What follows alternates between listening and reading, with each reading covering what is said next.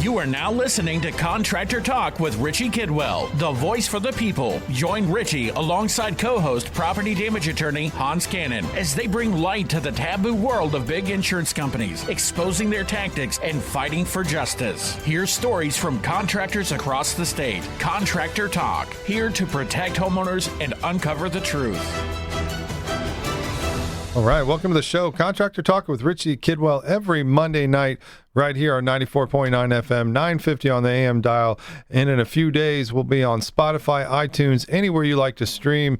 And then on YouTube, check us out there on our YouTube page. Contractor Talk podcast, there is where you'll find any episode. For years and years back, we've been doing this show, and much of it in different forms. And today, we are sponsored by we're sponsored by the Restoration Association of Florida, in which our outreach is now for consumers and contractors. So it kind of started out as more of a consumer thing, but I think bringing in the contractors to understand, really to market with each other, just as much as it is understanding on what's going on in the industry today. And it's some great advertising for the contractors that are on the show that gets direct to the consumer. And what a great show today to focus on that and highlight how we as contractors market and advertise ourselves or hold ourselves out to the public, than to have a show like today with our guest, Ben from Ironclad Restoration Marketing. What's going on, man? Can you hear me all right? Hey, what's going on? Yeah, love it. I love it when technology works. Right? I'm surprised. I kind of in the technology space, and it's like learning a new thing every once in a while. The COVID really pushed us through learning the Zoom stuff, and we're all live and everything. You guys see me okay? Hear me okay? Yeah, we can hear you fine. And so this is like the old school transmission of you're at a radio station, a live radio station, and we're transmitting in the Central Florida area. So it's remember back in the day when they was okay, we're clearing the lines. The 10th person that calls wins this free ticket or whatever. You win whatever it is, right? I mean, I know I was one of those. All right, I'm calling from my phone. I have my phone number that rang differently. It went ring instead of ring. And my parents' house back in the 90s. So he had a princess phone back then, the one that all the girls had. or even better than that, the rotary phones. Imagine if you're the 8th caller, and then you got to click those dials all the way around again. I definitely spent plenty of time trying to win stuff on the radio back in the day. Come on. Get there. Let's go. I'm in a hurry.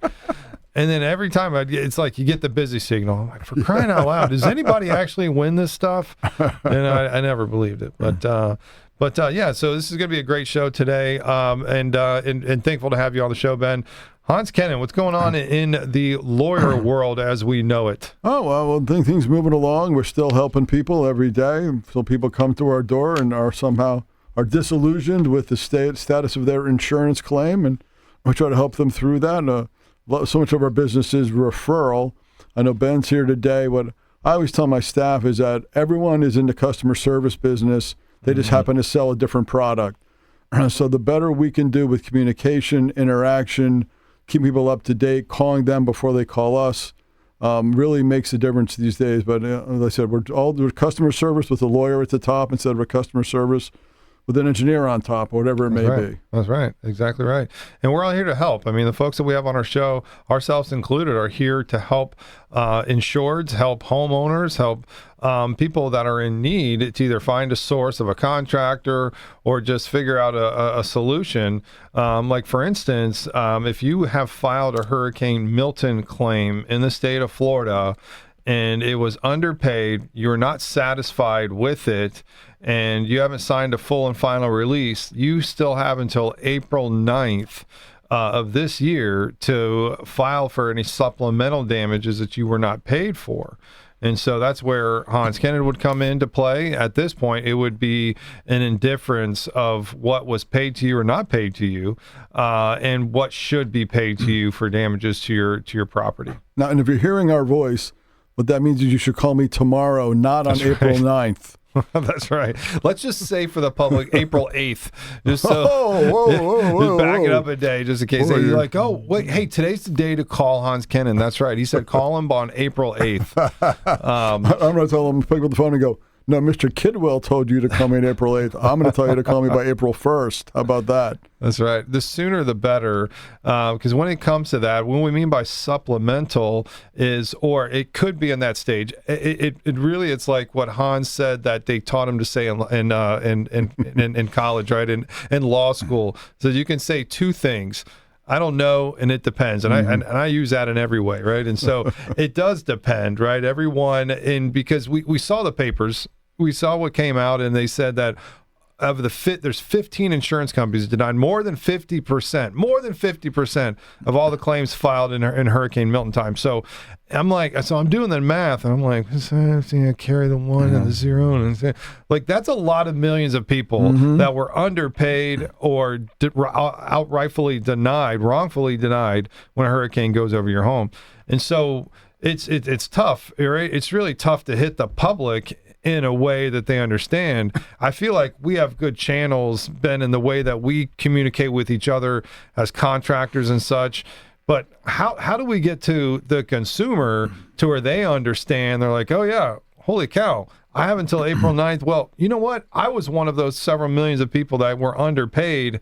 And I didn't even realize it till now that I just got this fancy letter in the mail that said, you know what, I tried, hashtag I tried. And then they're like, we sent somebody out, we did this estimate, your deductible is like 2%, which is like $8,000. We think damages were like $7,988, so no payments coming. So how do we get to these people? How do we even get the message out? That's tricky, because in a sense you're educating a market, right? Anytime you educate a market, or you have to, or you're up against that task, you've got to kind of hit it at all angles. So we're a digital marketing agency primarily. So what we do is we provide digital marketing services for restoration contractors. So if I'm sitting in a contractor's shoes right now, I'm just trying to think of how many ways and different touch points that I can reach the people, whether they're looking for, trying to get into these commercial supplemental losses, or they want to get all the residences. And there's a few old school, tried and true way methods to do that. You've got the billboards, you've got the TV advertising.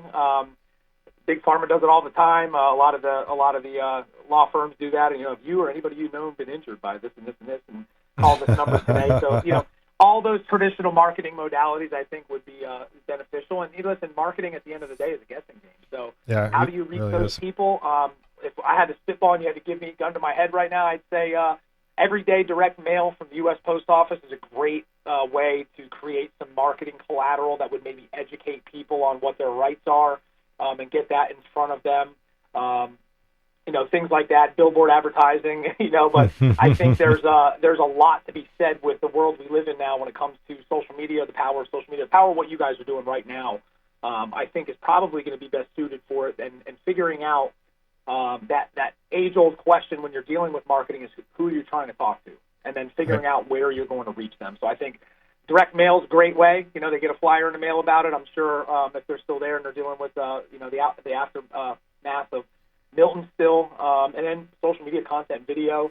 And as a restoration contractor, building that trust is huge, right? So even if this doesn't bear fruit, right? You make a ton of videos and you're mailing things around. What you're doing is you're positioning yourself as an authority and trust. So when things do come, the next storm that comes around, you've got that top-of-mind mentality for some sort of referral, or they remember your face here, because especially in Florida, it's a sunny place for shady people. People are just default going to think something's a scam. So positioning yourself as that contractor that people can trust is probably going to be step one. Right. And that's just a good segue into the main question that I really want to ask you is with the audience of contractors and your wheelhouse and what you specialize in, I'd love for you to explain to the contractors that are going to watch the show here, and what some good advice would be to really get their restoration company going, and to not only be that branding and that marketing beast out there, and that's what most people want to know, right? Especially in this declining claim world that we're living in, outside and between 2 years of storms, right? I mean, so everybody's looking for that new data loss, and everybody's looking for that new way to gain business. It's a whole new marketplace today. So what would you say to that contractor looking to gain their business today? What was in law school? It depends. Listen, that's a lot, right? I've been in this space, in the marketing space, for going on 12 years. We've been specifically marketing for restoration contractors for, I think we're going into our 10th year now. I think 26 is our 10th year. I have to remember what year it is most of the time here with how quickly things move. What would be your top piece of advice then, just to maybe keep it short and keep it right to the point? Yeah. What would be your first piece of advice that you would offer somebody getting in the industry or wanting to expand their business? Yeah, for sure. So I'll give you a couple things. The one thing that I think that a lot of people miss, and this is a marketing 101 thing, is figuring out who it is that you want to do business with. The nature of how Google has changed over the last couple of years, and even the last couple of minutes probably, has shifted a little bit and is forcing people to be more authentic and creating things and content that's going to position people as an authority in the space. We talk a lot about providing clarity for Google. So if you're a restoration contractor and you're looking for ways to grow your business, number one, marketing, digital marketing, what I do, we're not a magic bullet. We are not, any marketing agency should not be looked at as, hey, this is, the phone's not ringing, I don't know what's going on, I'm calling a marketing agency and I'm going to throw some Google ads up and we're going to change the world. You're going to be woefully disappointed.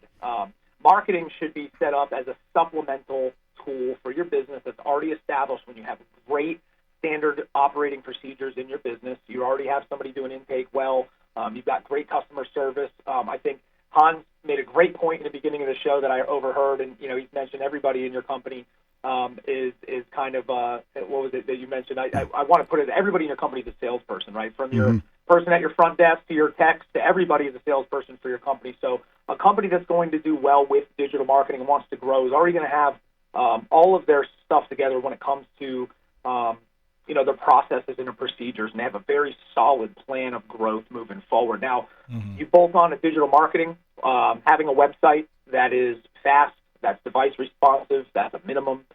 You're from a branding perspective, making sure that you've got a professional logo and all that stuff. That should be 101. You should have all that kind of hashed out before you go. But the big three, it's really about real estate, right? Understanding who your client base is. If you're only chasing commercial work, you're dealing with a completely different client. You have to understand their fears, their wants, their needs, really, really get granular with who it is that you want to do business with, and then you have to show that off. So providing that clarity to Google is fundamental. That's Google great needs advice. To know, right? Google really needs to know who you are, what you do, and where you do it. And then they want proof to back that up, that you do it over and over and over again. They want proof of real loss experience. And I think that's where the shift has happened over the last few years. You used to be able to just, keyword stuff a website. You've got some agency just doing some black hat SEO stuff. You're number one on Google. You get busy, and then it goes away. But Google's catching on to that. They really, really want to create a user experience for their client base, the people that go on and do searches, that they're going to get real, authentic help for what they're looking for, no matter what they're looking for, whether it's a restaurant or somebody to come help them with property damage. Right. And I think about this myself as a business owner that, of course, wants that a immediate type of return, right? But then you think about it, it's like, okay, you're in the long run here. At some point, because I'm that registered type of guy, right? It's sitting right there. It's like, oh man, let me go ahead and get this, and so, but and I expect that return right away when I put my money into something. But I also understand from experience that it does take a while to brand yourself. It does take a while to really zero in on what niche market that you want to market to be successful. For me, and as air quality assessors, I really zeroed in on insurance, on the insurance market, on folks that needed help and where they're in environments, in poor indoor quality environments. They couldn't afford mold tests. They couldn't afford asbestos tests, and their walls are falling in and such, didn't know, how they could, or if they could be in a safe space again. And I had a big heart for that and advocated for these folks. And so much so that when the law changed, it really broke my heart in a big way, because I'm looking at the extreme amount of people that have been underpaid or denied, and going, now who can help me now, right? While their homes are dilapidating, not only my company, many companies, restoration companies that went out of business or unable to help folks unless they have cash up front, right? I mean, I always said in my business, it's like when you're working outside of insurance, it's like, man, the rich people, you don't ever hear from them, right? The rich people have their people, right? It's all the people that pay their insurance that aren't saving up for that major loss or event and just don't have the funds to put it up front while they're waiting on the insurance company to reimburse them, possibly, right? I mean, and that's what it ends up being, and that's what we saw in the papers. It's what we hear from friends alike, and that's all of Hans' clients that call them and they're scratching their heads going, I can't believe it. I paid my insurance for 30 years. The day that I needed, I thought, no problem, this is a home run. The adjuster came out. They were in my favor. They're like, yeah, we're going to write for this. We're going to write for that. And then it comes out, I get this letter. It says, oof, man, we paid you. Your damages were under deductible. Whereas the adjuster said they were going to pay for everything, and now they're not. And so, you get in. That's the normal story. That's the one that we hear day after day. And then when they get to renewal time, when they either don't get paid as much, or underpaid, or wrongfully denied, then when it comes for renewal time, they're like, oof, well, your roof is in too bad condition, so we're not going to renew you. Fix your roof, and we'll renew you. If not, sorry, see ya. It's a sad day. One thing I find in our business, because all of us work, and even Ben does in his own way, we all work with people who, when they come to us, are having either a bad day, a terrible day, or the worst day of their lives. When they call Richie and say, hey, I need mold testing done because I think my house is full of mold, or I think my house is falling down, or they come to me, I always tell my staff also, when you train them, you have to say, look, people, it's one thing to go to the wedding planner, right? People are usually pretty hyped about that. They're happy about that. When they call us, they're like, I'm having a terrible day. My house is flooded. Something's wrong. Something's bad. And I tell them, you have to realize that people come to us not at their best, not in their best mood, not with their best documentation, not with any of that stuff. They call you because we have a problem and we need you or someone like you to help us solve it. Mm-hmm. So again, I know part of what we do on the marketing side, I know, and Ben's certainly familiar with all this, is that it really starts with staff as much as it is what you present. If you don't have staff that calls people back, if you don't have staff that understands that this is a bad time, they're not calling you because no one calls the lawyer to go, hey, I'm having a great day, just checking in with you, making sure you're doing okay. No, they call you and go, how to get out of something I signed? I go, not by not signing it. So let's start there. Well, I already signed it. Oh, so now you want to get out of a deal you already signed. Well, yeah. So again, just keep them with the theme thing. Right. People come to us at their worst times. And so we all have our niche. We all have a long game. So at some point, and I had to think about this too, as this person that wants it right now, wants that return right away, is that I'm still going to be here in 5 years, right? So that branding that's going to take me years to build, might as well start it now, sooner than later, right? Yeah. So there's always a time to start. So just like you were saying, Ben, if somebody comes to you and kind of pulls up the chair at the table and says, okay, this is where I want to be, how can I get there? So, can I get there tomorrow? Right, yeah. Of course. But and I understand each one is custom.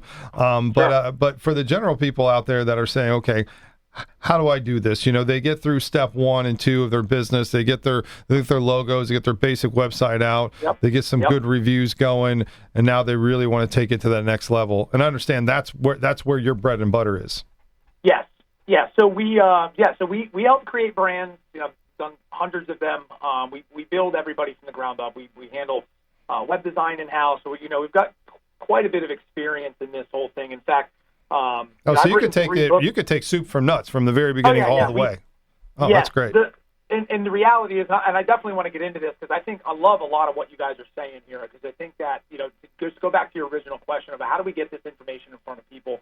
It's a challenge we deal with as a marketing agency every single day. When we see things coming across our desk that, hey, here's what it's going to take to succeed when it comes to digital marketing and that placement, how do we translate that to the restoration contractor, help them understand either to reaffirm that they're on the right track with whatever agency they may be working for, or maybe you got a guy that can like you call them the amateur plate spinners, they can keep 50 or 60 plates going. And we know, or I'm an entrepreneur, I have a civil site development company, so I know how many hats guys wear every day.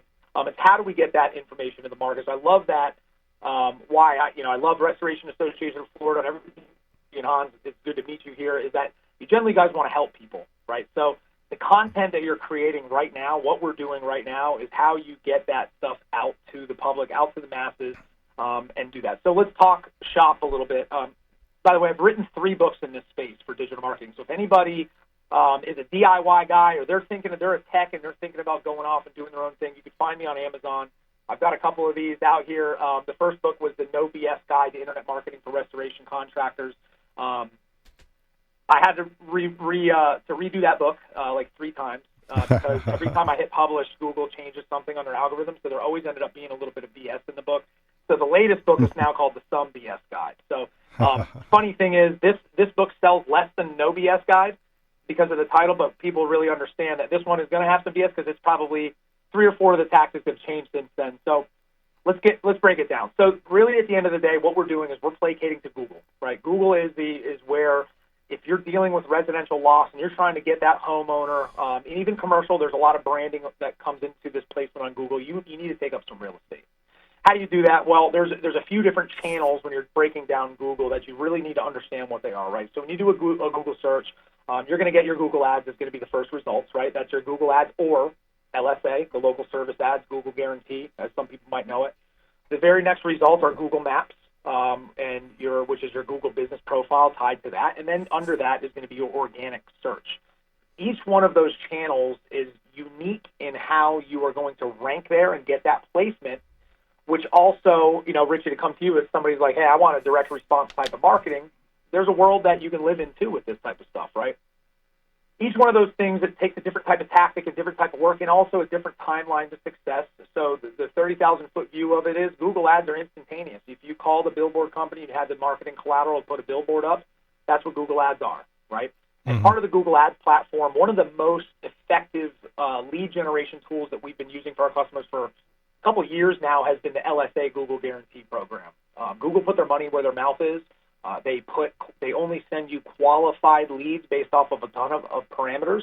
And if the lead isn't qualified, there's an appeal process where you actually get your money back for that lead, which I think is really cool. Versus like the old school Google ads, if you don't set them up properly, some of your competitors can sit there and cost you a lot of money if you don't have like click fraud protection and things like that, which a lot of people just don't know. Google's going to call a lot of you guys out there, and they're going to say, hey, you need to spend some money on Google ads. We'll set it up for you. And that's what I've always heard of, like the more of the Google pay-per-clicks. So you're saying there's a different program that's better than that? Better is it's up to the individual, but I would say yes, from a results perspective, and really it's just because of the nature of what these programs are. Pay-per-click is exactly that. It's paying per click when somebody goes on your site, right? It's very effective for guys that are projecting work. So, for instance, I'm in West Palm Beach, Florida. I know you guys are in Orlando right now. A storm like Milton hits, right? And I know I'm gonna mobilize there. I want to bring 7 crews. Google ads are a great tool to project your work over in that area, right? The regular text ads to get your stuff up there, and some retargeting that goes with that. The difference between that and LSA, whereas Google you pay per click, Google LSA is a pay per lead. All right, so you are going to have to jump through some hoops to set this up. Google's not going to just give you money back. You have to be licensed and insured. They're going to look for a COI. They're going to look for IICRC registration. You have to have at least 3 Google reviews. And there's a vetting process that's involved with it, but it's super effective. And we're seeing people getting leads, 30 to 50 leads sometimes a month that are actually qualified leads for the types of services that you're wanting to get. So there's the direct response. I'm going to put this much money in. I'm going to get this much money out. If you're hiring an agency, obviously there's going to be some management fees there. The next area, which is probably up there with one of the holy grails of ranking here, is the Google Maps section. That's tied to your Google business profile. That's correlated a lot with your proximity to your business, but it has a lot to do with getting reviews. And then finally, the organic search. The organic, the nasty 3-letter word everybody throws around in the industry, the SEO stuff. SEO is such an ambiguous tool in digital marketing that I'm sure like a lot of guys listen to this and ladies listen to this are like, nope, I tried that before. That's not working. But SEO, the beauty of it is it's a non-paid position on Google. It just takes a very long time to rank with consistent marketing and effort. Yes. And the issue in the home services world is there's not a lot of patience in that world, right? That's correct. You need those leads, and you need them now. So, all right. So actually, we're going to take a quick break, give some thanks to our sponsor. All right, we're back. 94.9 FM, 950 on the AM dial. The Answer here in Central Florida. We'll be on Spotify, iTunes, everywhere you like to stream here in a few days. Check us out on YouTube. Don't miss a show or any version of the show. I failed to mention Hans' Dapper Suit and Attire of the Week. You never find the same attire on this gentleman at any given show. I beg you, I dare you, implore you to check out every one of our YouTube or any one of our versions, because we've been in this studio, we were in an iHeart studio, we were in the Florida Man studio, we were in our own studio. So we bounced around on different forms of radio, and at any given time. How long has it been? I was thinking it was like 7 years, 6 years. Right. And then we did but someone's asked me today, how long have we been doing the radio show? I said, well, we did it at Man Radio. Right. Wasn't that like, is that not like... Man, how long ago was that? 2020? That was like when the law changes, like a lot of those major law changes were even before that, right, were occurring. So I was thinking it's been 5-6 years since beginning. Yeah. I was thinking it was 18, but then that seemed too old. Right.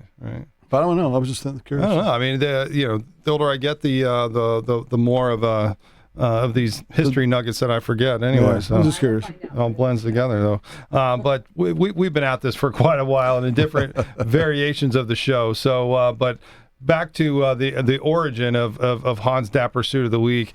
I remember us talking about his large closet, and that was even prior to the segue. We were talking about the humidity in his house, in the upstairs versus downstairs, but just the magnitude of his closet. It must be deep. Very respectful. It has its own weather. It does. That's how it does. And so over the years, we've sought out to kind of level the playing field, as the commercial says when you first hear the show, for not only I would just call it just information to homeowners to expect what's coming up, right? We're so big on telling the consumers and contractors about what's coming down the line that's going to change the way we do business. And that's what the Restoration Association of Florida is all about. Every month we put on special events that really target this information of what contractors need to understand. And as I say in our monthly meetings, it's industry standard is what we all in the industry say and do as a profession, right? I mean, that's what industry standard is. And as the years have changed, I mean, the laws were changing so fast. I mean, when I first got in it, you would think, 10 years ago, it's like, man, not much can change in 10 years. But man, let's say I've been in this longer than 10 years, but let's say 10 years ago, it was 5 years to file first notice of claim. Yeah. Right. I mean, it was, and then it went down to 3 years after Hurricane Irma. Because everybody was complaining about that from 2017.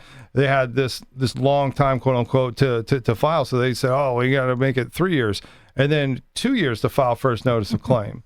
And then in 2022, in the special session, they made it 1 year to file first notice of claim, 18 months to supplement, removed attorney's fees for a homeowner, for prevailing party attorney's fees, which was here since like 1890 something, for crying out loud.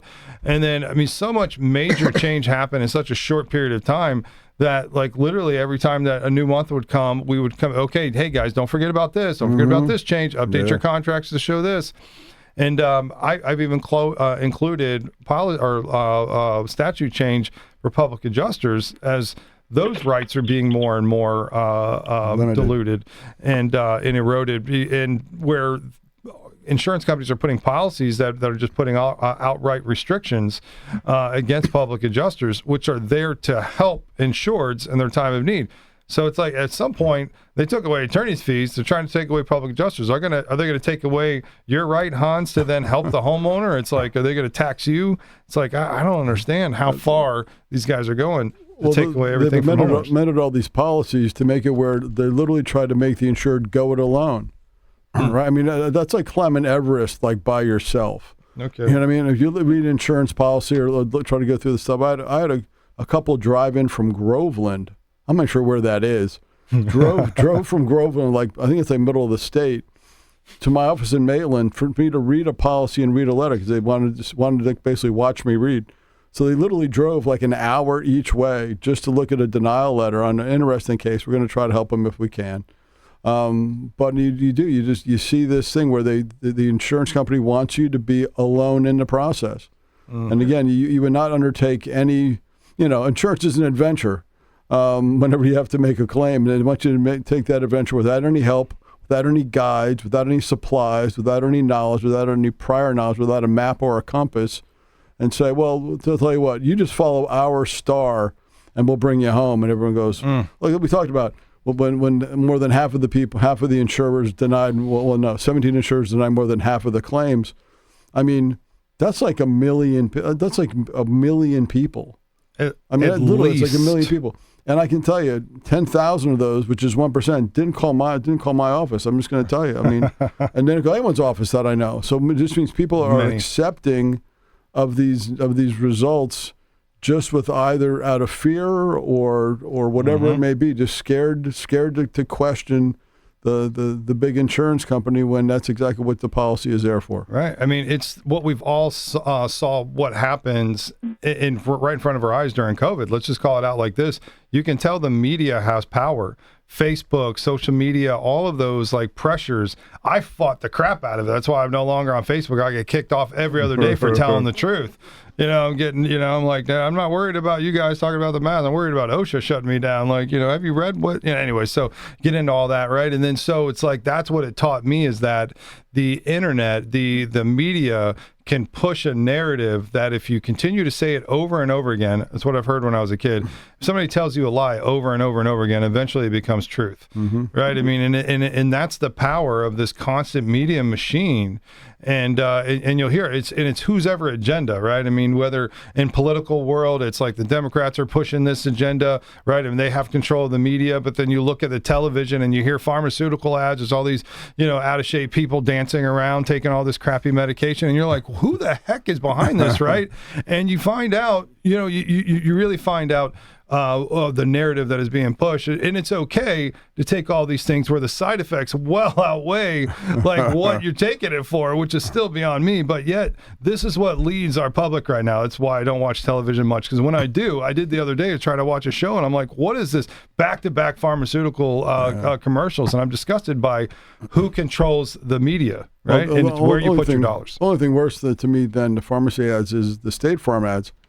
Because just, not that I was ever a big fan of this band, but the idea that John Bon Jovi is a spokesman for State Farm, and the only thing we talked about was the idea that if you make an insurance claim with State Farm, you are actually living on a prayer. Exactly. I could have said that better, because it's like the biggest one of the ones that are biggest on the list was State Farm. On that, I denied more than 50% of all the claims that were filed, and yet their CEO makes like a $26 or $28 million a year. So we're paying their State Farm of Florida, by the way. Right? Yeah. Not the whole country.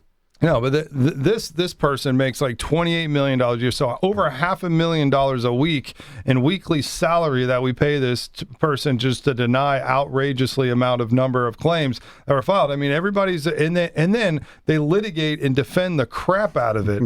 I mean, don't I know? I mean, me as a little AOB guy, trying to collect from State Farm is dang near impossible, and they claiming fraud and everything else. It's like you sue them like you're fraud. I'm like, you what? Like what are you talking about? Do you call doctors and everybody else and the guys that replace the glass and everybody fraud? And then I'm like, oh yeah, you do that too. Do actually, yeah.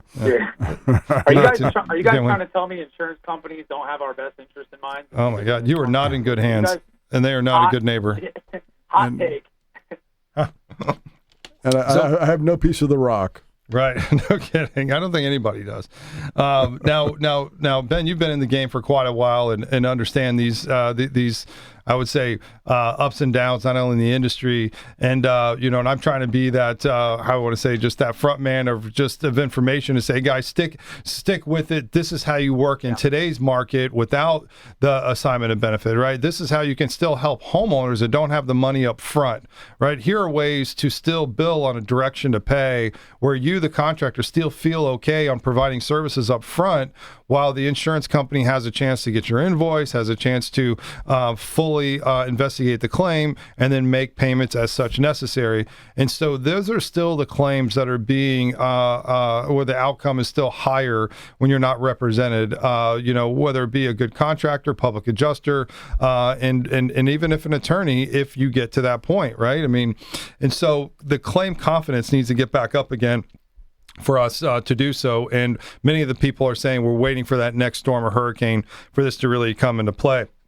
But between that, what I tell people and what I've heard many times is between storms, you create the storm, right? You create your business and put it in a position that is ready to take their, the business in that area, whatever you specialize in. Some people are offering more services or different services and saying, okay, I used to just do dry out. Now we do content. Now we do rebuild, and now we do other forms. Botox. Yeah, I mean, who doesn't do Botox these days? Yeah. Oh, wow, go for it. But now when you're helping folks out, all this comes into play. But I mean, with all these major changes and such, you have to keep up on all this as well. So you were mentioning about this other lead service, and it's new to me. I'm kind of excited to hear about that. And so people that have established business that are looking for this LSA, this lead service through Google, now it's best to have a management set up like that, like such your company. Is that correct? Because I wouldn't even know how the heck to steer that ship to get the best results. I mean, I would spend more time and money than not hiring you to do that. So what would you recommend in that way? And I might even want to hire you myself. How do I get this? How do I get this set up? But explain a little bit more about that service and how you offer that to people. Shoot, in the next 50 seconds, and then we'll come back after break. But Google LSA is just part of the same Google Ads platform. I will say, to go back, if you guys are looking for ways to increase your business and weather the storm, I think claims are down 62% across the board here. At a recent meeting I was at with HeroClean, and it's rough. The guys that are winning have a website.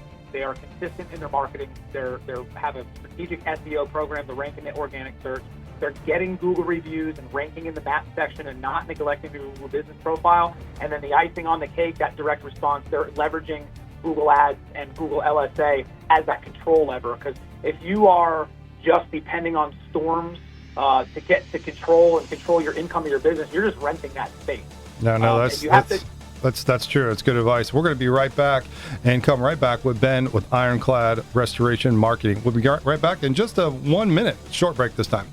All right, we're back. Final segment here, Contractor Talk with Richie Kidwell, 94.9 FM, 950 on the AM dial. In a few days, we'll be over Spotify, everywhere you like to stream, and of course on YouTube. Like us, subscribe us, don't miss a show. We are sponsored by the Restoration Association of Florida, raflorida.org. If you have a comment, question, we'd be happy to read it on the show. Email us at info@raflorida.org. Check out our website for upcoming events. If you're a contractor, you're interested in checking out one of our monthly events, we're all over Florida.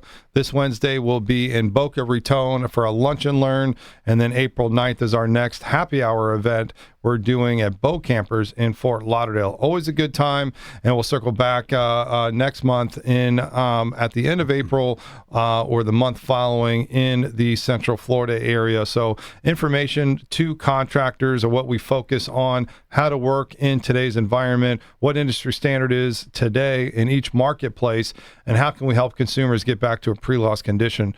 And so we can't do it without people like Ben to keep our businesses running.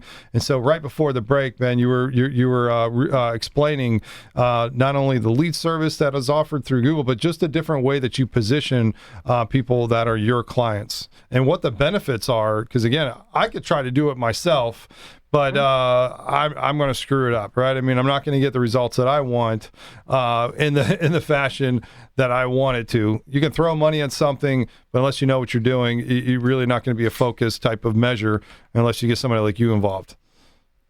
Yeah, no, it's like anything. Look, I can change my own oil. I can remodel my kitchen. I can, probably do quite a bit of things in there. But how much time do you have? What is going to fail? What's going to get neglected when you're worrying about things like that? So in the home services world, if you're restoration contractors and you're hyper-focused on SEO or even managing your Google Ads, well, what gap are you, what else is being neglected in that time, right? Are you neglecting AR, you neglecting payroll at that point? Like, how much bandwidth do you have? And at that point, you have to ask yourself questions of, like, what am I doing? So obviously outsourcing things that you can outsource, automating things that you can automate is probably the name of the game moving forward, especially with AI becoming our friend before Skynet takes over and, Terminator comes back into the future and comes and gets us. But, with anything, when it comes to your digital marketing, if you have vendors that you can trust, and manage it, but you more so are empowered with data to understand how to keep them accountable, that's when your money goes the furthest. If you just stick your head in the sand and you hire a marketing agency and you just tell them, yeah, just go ahead and make me some money, you're going to be really disappointed. One, because if you're just getting SEO, it's going to take a year to get you even any really good organic results. And if you're only doing that, you're just watering down the gas. So a combination of SEO, Google Business Profile Management, LSA program is, again, one of the most effective, biggest ROI for our customers right now. And again, that's managed through the Google Ads platform. And yeah, there is some level of, some expertise that's involved in it. We do get a lot of customers in that have set it up on their own, and they're not doing too bad. But there's a handful of tweaks that you need to know. Us being in this industry for, going on 12 years or 10 years now, just in the restoration world, with Google Ads specifically, we start off with 1,000 negative keywords when we set up a Google Ads campaign for our clients, and it grows every month. Most people don't do that. So that's just a couple of the things that you have to be cognizant of. One, I would be worried about what else in your business are you neglecting to worry about learning how to do LSA. And two, is it going to be the best bang for your buck? So I will say, to run LSA, the caveat to that is you have to have an active, verified Google Business Profile that is getting consistent reviews, because there is a ranking system with LSA as well. Google wants to give this work to the people that are the most qualified, that can show proof that they've done it over and over and over again. So that clarity, trust, and control comes into play in that regard with it. But, also if you're a DIY guy, it's in the book. If you want to take a stab at any of this stuff, I put it all in a book. Every bit of the tactics that we put in, to some extent, there's probably a few changed things with these algorithm updates. I think 2 years ago there was 5,300 Google algorithm updates. So that's a little bit to keep up with, even as a marketing agency that does this every day. So Ben, what's your average customer look like today, and how do they get a hold of you if they're listening right now and says, listen, I want to contact you, I want to be one of these customers? What's your bread and butter, and how do we get a hold of you? Yeah, we want to work with anybody that's in the home services, but specifically restoration contractors. We work with startups up to multi-location franchises. And, the beauty about what we do is if you're not a good fit when it comes to revenue, we're really good at telling you that. But we also tell you that and give you some homework. And I have about 450 YouTube videos. I run a podcast called The Restoration Rundown. I wrote a book on it, literally DIY, step-by-step, how to do this stuff yourself. And we have a ton of free resources on our website at ironcladrestorationmarketing.com. So if you're not a great fit, if you're not ready for what we do, because listen, it's mutually beneficial. If you're at a position where your company's set up to be able to hire an agency and we see a good fit there, we know we're gonna kick butt for you, right? And we know that in return, we're gonna look good. And I'm very competitive, and so is our team here. But alternatively, we're really good at just saying, hey, this isn't a great fit revenue-wise. We kind of let you know what it looks like. You're going to need to have X amount of dollars in for 6 months runway to make sure that this works effectively. A big problem we see is people starting and stopping. It's like trying to get a beach body. If you start dieting and you've only got enough wherewithal to exercise and diet for a week, you're probably not going to be happy with those results. The people that do the best are empowered with data, and they have their expectations managed properly. Right. No, it's that's important, especially as we're coming into beach season. Now you just reminded me to get my beach body ready. So thanks for that. But Ben, how did you get into like the restoration specialty? I mean, because that is a pretty niche market. Yeah, it's quite a bit. So my background's in civil site development. I grew up laying pipe. I grew up working with my hands. Underground utilities was my game. I mean, it's a family trade. Sometime around 2014, I got really burned out in the industry. We had, the big housing crash down here in South Florida. It was just a grind, spending my entire life doing one thing. So I decided to shift gears and get into digital marketing. My son, 2015, bouncing my now 11-year-old on a table, learning how to build websites on my own. Just needed to change the space. Started Ironclad, and from there we were a generalist agency. We kind of did marketing for everybody. So doctors, attorneys, home services, electricians, plumbers, whoever I could get in the door, we were going and actively learning about these industries. And sometime around 2018, my partner JC, who's worked in this industry since the internet was invented, not shying away from his age, but he had a ton of restoration contractors he had worked with over the years. And we had a few clients in that space, and we started doing really well. And what we also noticed pre-COVID is that a lot of them were getting taken to the cleaners when it came to digital marketing. They're contractors. They know their job. They're hiring these agencies. They're giving them, selling them a load of junk, and they're not getting any results. And, we end up being the redheaded stepchild when they step in trying to say, listen, we can really help you. So we shifted gears and we started focusing only on that industry. But we started it with just education, creating videos, creating content to teach you what it looks like to succeed, what you really need to be doing to win. And you either, can hold your agency accountable from that, or realize that you're not getting the right thing done and you go find somebody that can do it for you right, or do it yourself. That's right. Hence the book, right? No BS. Right down to it, right? Just clear that all away. This is how you do it, right? Yeah. And in any moment, right, is any moment is any good moment to get started. And I think any business owner needs to realize that, because I look at my responsibility list and I'm like, my eyes get huge and I'm like, oh my God, where do I start? It's the same way you eat an elephant, right? One bite at a time, one step at a time. And eventually you'll get there. And I think just the more persistent people are the ones that make it, right? The ones that continuously grind it every single day. And that show up to even these restoration association meetings, that they want to learn how to work in today's new marketplace. How do I get new business where everything has changed, right? What does my contract look like today? How can I help people out? And again, I mean, I think there's still such a big market for people with such a big heart, like myself and like with Hans. It's like we put people first, and you're the money to keep your business moving then comes after, and I think that's really important for people to understand and know, and that's when they're very successful, right? If they're doing good work, I think that's step one, and I think that's always the most important step, is really putting that client first and ensuring that they're put in our industry, we say put back into a pre-loss condition, right? I mean, put back to, maybe I'll steal a page out of Serpro's book, like it never happened. Right? So, but it's such a great industry because of the need is so high, especially after storm season. And there's not too many of us left in the industry that are geared up and set up for this. Many folks have went to, when you talk to roofers, like, oh, I'm going back to retail. It's just like, you just pay me and I give you best price. I'm just going to try to beat out, the competition.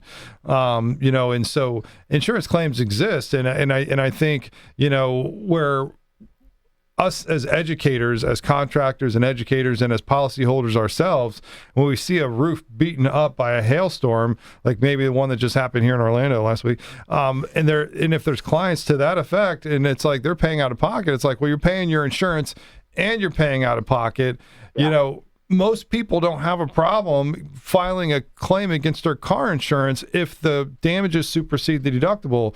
But for crying out loud, if something were to happen to your house, your biggest asset, your roof, the exterior windows, water damage on the inside, it's like, holy cow, because again, the media, the marketplace has made it so much of like, oh, if you file a claim, you're going to lose your insurance, and insurers are leaving the state of Florida. They're just fleeing the marketplace. And you're like, No, about 6 or 7 left over like 6-year span, and then like another 100 came in. There's like 500 registered insurance companies. There's really 900 registered, and a bunch of them do auto only, and then you've got the big guys that do auto and property. And so I'm not saying they do it well, but they exist, right? And so and Citizens ended up being the bigger one, which used to be the insurer of last resort.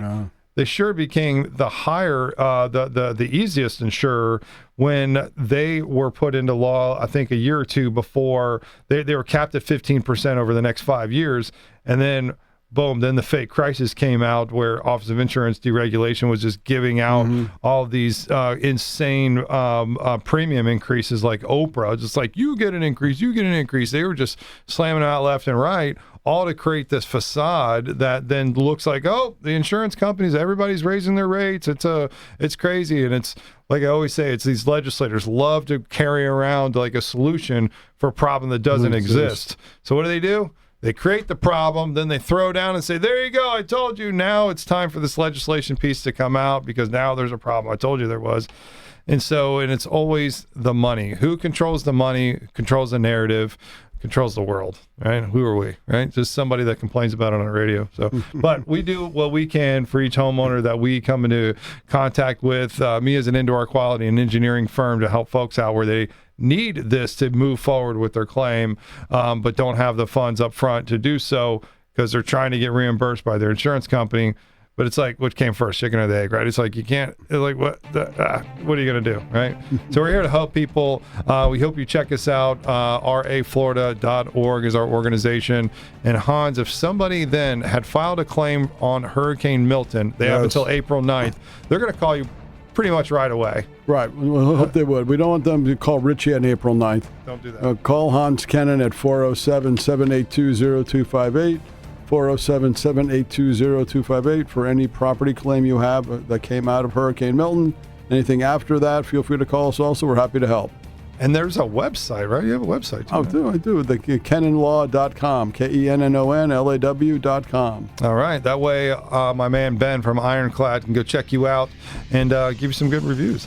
But check him out, IroncladRestorationMarketing.com. Did I get it right? Yes, sir. Nice.